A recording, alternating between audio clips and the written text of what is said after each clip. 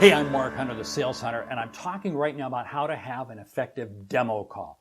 Did you check out my other video on how to have an effective discovery call? You gotta watch both of these videos. Now, I'm Mark Hunter, the Sales Hunter. I put out a new video like this every week. I want you to hit subscribe.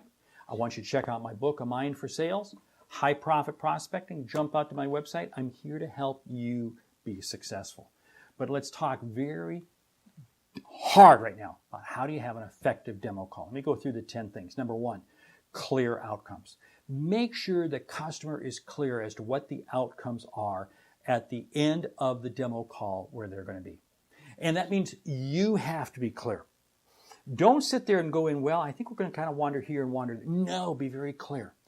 If you need to have a second demo call, then have a second demo call. But one of the things that I find is that salespeople go in, well, I'm just we'll kind of see we'll see where this goes. No. I want to have clear expectations because it's going to help me stay focused. Number two, repeat the discovery call learning. Repeat all of the learning from the discovery call. Now, this is so key for a couple reasons. One, nothing irritates sales. I hear this all the time from customers. Nothing irritates customers more than when they sit there and say, oh, well, I already shared that with the person during the discovery call. Well, I just need to verify this information. Come on, we're way past that. Come on. If you can't play back to the customer key insights that they shared with you during the discovery call, you are discounting the entire selling process. One of the things I do is I say, start the call up by saying, hey, during the discovery call, these were a couple things that you shared. I want to come back and just kind of build on those. That makes the customer feel so good. Yeah. Number three, control the agenda. Don't allow the customer to sit there and say, well, hey, could you show me this, or could you show me this, could you show me that? No. Because what's going to happen is you're going to wind up starting to chase shiny objects.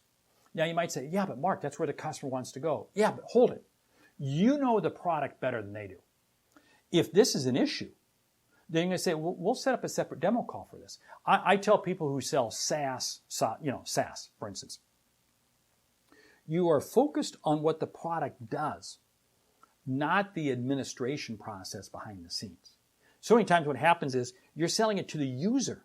You're selling it to the user of the software. And if you spend all your time talking about the administration, they're going to glaze over, and they're not going to buy. Save that for a separate demo when they're ready to make the buy, and you're dealing with who is going to be the installation team on their end. Control the agenda. Number four, know the customer's needs. Now, what do I mean by know the customer's needs? This comes down, what are the needs? What are the outcomes? Why are they talking to you?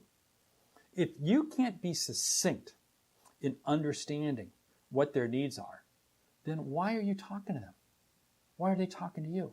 That means something failed up to that point in time. The discovery call failed. This is not the time to be finding out the needs of the customer. You can refine their needs. That's great.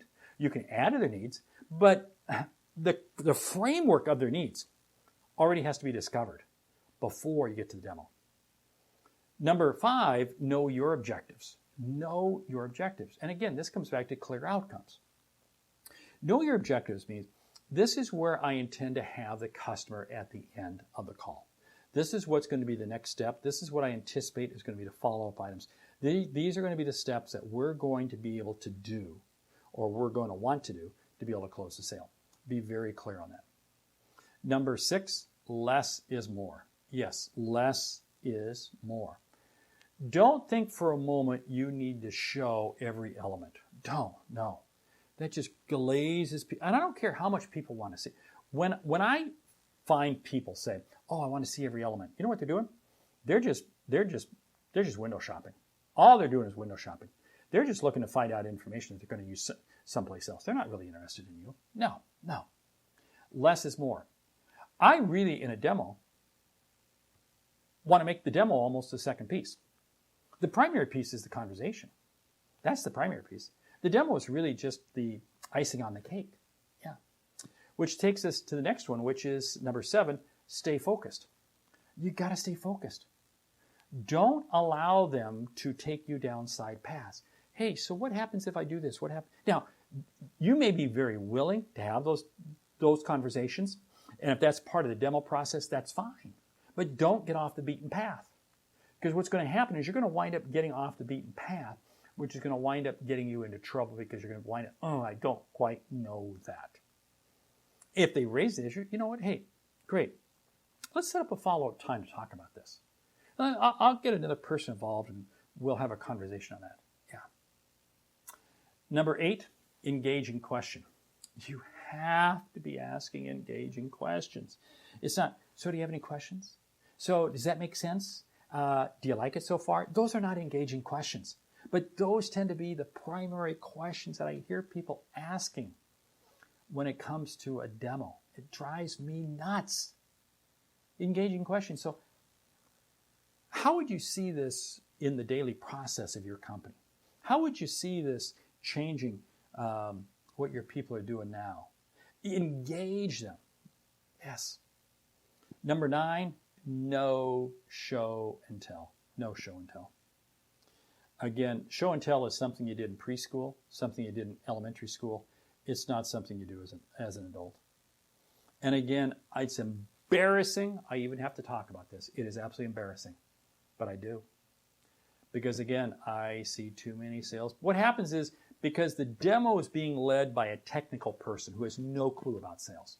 You see, you cannot have a demo be led by a tech. You can have a technical person on the call. That's fine. But do not allow them to drive. Do not allow them to drive. Because if you do, you're going to wind up being show and tell. You, the salesperson, must be in charge. Which takes us to number 10. And really, it's a repeat of some of the things I've been talking about. But it's questions, questions. You always have to be asking questions, which take you to a very clear CTA. You have to be very clear as to what the CTA is. Call to action. When you get done with the demo, do not leave them hanging. You leave them hanging, you're in trouble. You leave them hanging, you're going to wonder why a deal doesn't close. You got to be very clear, very succinct. Hey, those are the 10 things how to have an effective demo call.